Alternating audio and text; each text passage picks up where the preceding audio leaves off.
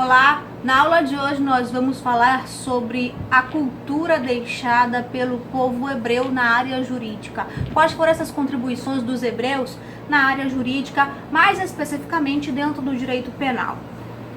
Como eu disse, os hebreus foram fundamentais na questão jurídica. A base jurídica do povo judeu, que era aí os hebreus, que foram os hebreus e continuam sendo até hoje, essa base jurídica ela está assentada no que eles chamam de Torá ou Pentateuco. Mas o que vem a ser a Torá, esse Pentateuco? Nada mais é do que um livro escrito por Moisés, que esteve ali no Monte Sinai. Esse livro foi escrito ao longo dos 40 anos em que eles passaram no deserto ali em busca da Terra Prometida.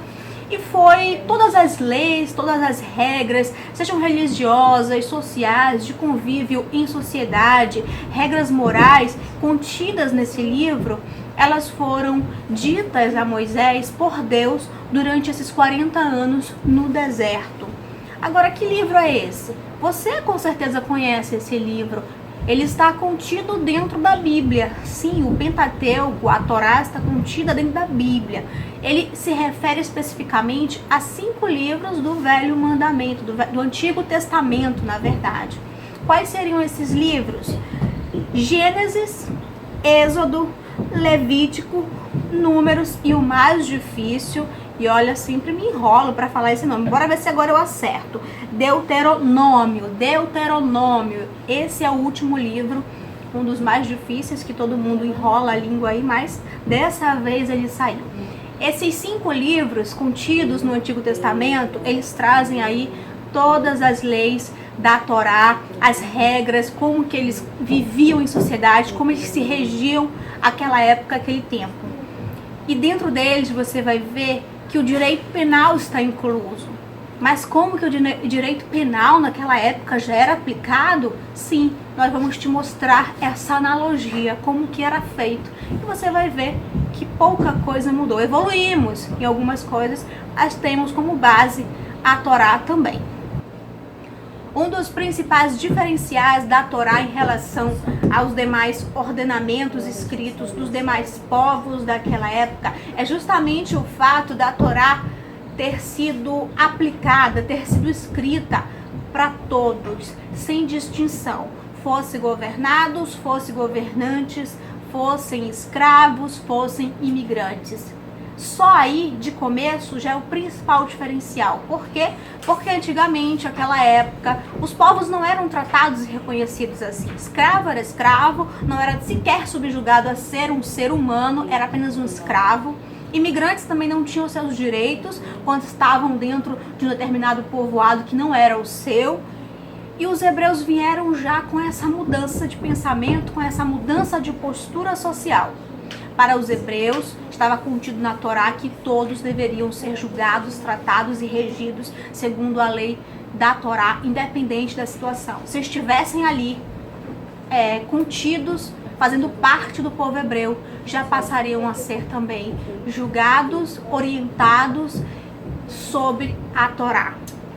E daí já nasce um princípio básico que a gente estuda e que a gente continua tendo como princípio também na nossa sociedade. Qual é esse princípio, Louise? É muito simples. O princípio da igualdade de todos perante a lei. Não é isso que diz na nossa Constituição? Todos são iguais perante a lei. Lá, para os hebreus, na Torá, esse também era um princípio válido. Todos eram iguais perante a lei. Independente de ser escravo, independente de ser imigrante, independente de ser rei, independente de ser rainha. Todos deveriam ser subjugados às regras contidas nesse livro. Quando você passa a examinar o texto contido dentro da Torá, é fácil identificar, por exemplo, princípios do direito constitucional, penal, civil, comercial, trabalhista e também processual, muitos dos quais incorporaram a legislação laica atual, que é a legislação que nós conhecemos, que está vigente ainda no século XXI, nos dias de hoje. E além dessas normas sobre a organização do Estado, dentro da Torá, nós também vamos encontrar algo muito interessante, algo que nós temos na nossa Constituição de 88 e muitas outras constituições de outros estados também trazem no seu corpo, O que seria isso, Louise? As famosas cláusulas pétreas. Isso mesmo, as cláusulas pétreas, aquelas que não podem ser emendadas, que não podem ser extintas, somente com uma nova Constituição, não é mesmo? Que garantem direitos fundamentais. Essas cláusulas também estavam contidas ali na Torá. Como que estavam na Torá? Sim, estavam. Você lembra de quando Moisés trouxe aquela pedra onde estavam escritos 10 mandamentos?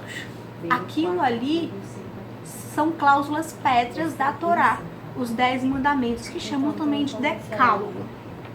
Lá estão escritos regras como não matar, não furtar, não desejar a mulher do próximo, honrar teu pai, honrar tua mãe, não tomar o nome de Deus em vão.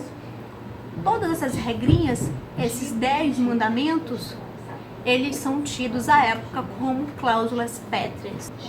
Agora nós vamos falar um pouco sobre a divisão das leis hebraicas para justamente entrar na questão do direito penal. Como que estava dividido essa lei hebraica? É muito simples. Elas estavam divididas da seguinte maneira: leis sobre violência, propriedade, crimes civis e religiosas. Nós vamos nos ater especificamente nessa aula sobre as leis a respeito das violências, né? Sobre a violência, que versavam sobre a violência. E no rol das leis sobre violência, o livro Êxodo, ele desempenha importante papel, porque ele enumera lá no capítulo 21, que vai do versículo 12 até o 36, as regras sobre violência. Eu vou citar algumas dessas regras. Por exemplo, no versículo 12 ele diz assim: quem ferir a outro do modo que este morra, também será morto. 14. Se alguém vier maliciosamente contra seu próximo, matando-o na traição, trá-lo-ás até mesmo do meu altar para que morra. Isso daí se equipara ao quê? Ao homicídio doloso que temos hoje no nosso Código Penal. O 15. Quem ferir seu pai e sua mãe será morto. 16. Quem raptar alguém e o vender ou for achado na sua mão será morto. O que seria isso nos dias atuais? Rapto e sequestro, também previsto no nosso Código Penal brasileiro. 18 e 19. Se dois brigarem, um ferindo o outro com pedra ou com punho, e o ferido não morrer, mas cair de cama, se ele tornar a levantar-se e andar fora apoiado seu bordão, então será absolvido aquele que o feriu. Somente lhe pagará o tempo que perdeu e o fará curar-se totalmente. O que isso significa?